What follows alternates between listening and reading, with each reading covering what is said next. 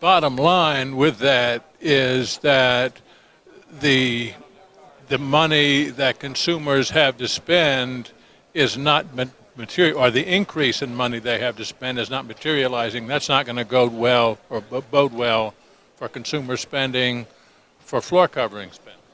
No, if discretionary spending used to be minus housing and food and necessities.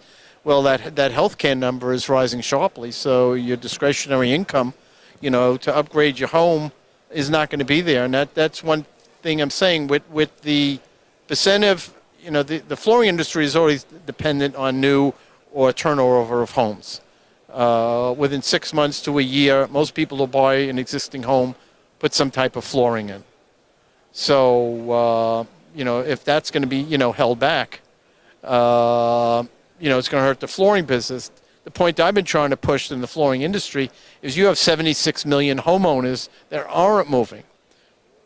The trick for the flooring industry today is how does the flooring industry come up with products and marketing and motivations to get the 76 million non-movers to start spending more on flooring? Because that's a much bigger number than the buyers of homes, but those have traditionally been the drivers of this industry. Now, if you're not having the housing turnover, how do we get the homeowner that's not moving to spend on flooring? How do you anticipate the industry next year, the year after is going to react to that, and who's going to do what, and what do you think will be selling? What products? And I know you're working on an LVT report as we speak. I suspect that's going to be see some nice growth going forward. Yeah, well, I think, the technology that we've seen come on, with glueless, easier installations of hard surfaces, that seems that the consumer wants, is something that can drive demand if you have an easier installation. You don't have to move to change your flooring, and if something could be glueless, and it just take a couple of days, to put in a new floor, a whole new look in your house, I think those that market that, whether it's a DIY project or buy it but have someone else put it in. Do you see an increase in DIY? I think I think we've come to the end of big growth in that. I think that's why you don't see more Home Depots and Lowe's stores. They're trying to maximize what they have. And I've spoken with them, and I said, how many people really truly do it yourself? You only could go so far on that. But I think the floorings, I've seen some of the LVT products, loose lay, things that could be done by the consumer and pretty, great looks that come on. The easier you make it for the consumer to replace the floor, no matter which product, whether it's carpet or resilient or ceramic or wood, the more likely you got a chance to sell to that 76 million homeowners that aren't moving.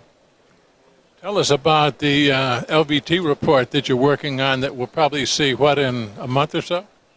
Yeah, we hope to have it released in November. We've been working on it for months, been promising people it's coming out, but, there's so much information to go through on that. But it's, very interesting when you have a whole new, line coming out. And, it's pretty substantial, part of the flooring market today. Tell us the type of information that will be in this report. Well, we're trying to, define the product, and then from there define the size and growth of the product, the sourcing, whether it's being imported or manufactured in the U.S. or other parts of the world. Also trying to come up with some global figures. But a big part of the report is, who's doing what. There's so many new players in the industry. You have the traditional players, the new players are coming with the new products, new technologies. Who do we feel is going to be the winners, in this industry? Like laminate, when it came on, all of a sudden you had hundreds of players, and then it, matured into something, with some, big five or so in the industry. And I assume LVT will be the same thing, but it's interesting to see how it plays out. Plus, there's a much bigger, commercial aspect to LVT. So it's not only just a residential product; it's used widespread in commercial areas. So its potential, and within the home, you have less problems with the moisture problems, so it could be used in more areas. So it's very interesting to see how this all plays out. It seems like it's a phenomenon in this business, the way it seemed to catch on in a big way all over the world, really. Well, yeah, because it solved a lot of problems around the world, and as I said, not only on a residential basis, but on a commercial basis also. So there's widespread use for the type of product. So you let us know when this is out, and you and Jim will be announcing that, and I hope to have you on to talk about that. Well, we look forward to that. I always like to release a new report. It's very exciting, especially in a new area like this. It's growing. This show, the International Surfaces Event East, first time show, first day. This is maybe 3 or 4 hours into the show. What's your take? Well, of course, I'm always at surfaces, so it's a lot smaller. What I do I've met some of the distributors that are in Florida that are showing here that you don't see that. I mean, I assumed it would be Florida oriented, Southeast oriented, maybe even Latin America oriented, to get more Latin America companies that sell into the United States. Would you say it is Latin America exhibitors, countries here? Not that I see, but this is the first. They could build on it. I mean, as I said, if you go up about 45 minutes from here, you have most of the distributors into the United States, the ceramic, tile, and stone, has some type of office in that area. So I thought it was a natural place to have a flooring show. I would also like to see some of the design and the design industry excitement that's happening in South Florida, the Miami looks, and all the new buildings that goes on here, and the materials they use. I would actually like to see I know in services sometimes they have a house that they build. Here if you have like a condo, they could just build in front of us, and you can see who's supplying the materials, who's doing the installation, the type of looks, and that whole discussion. I think that would create some excitement. Now, this is an oblong type building. I've noticed at the other end of this building, we're sort of at the floor covering ceramic end. Down at the other end, there's an awful lot of machinery, stone, ceramic type machinery. I won't say that's half of this show, but I'd say it's close. Is that your observation? Well, you see that it's also at surfaces.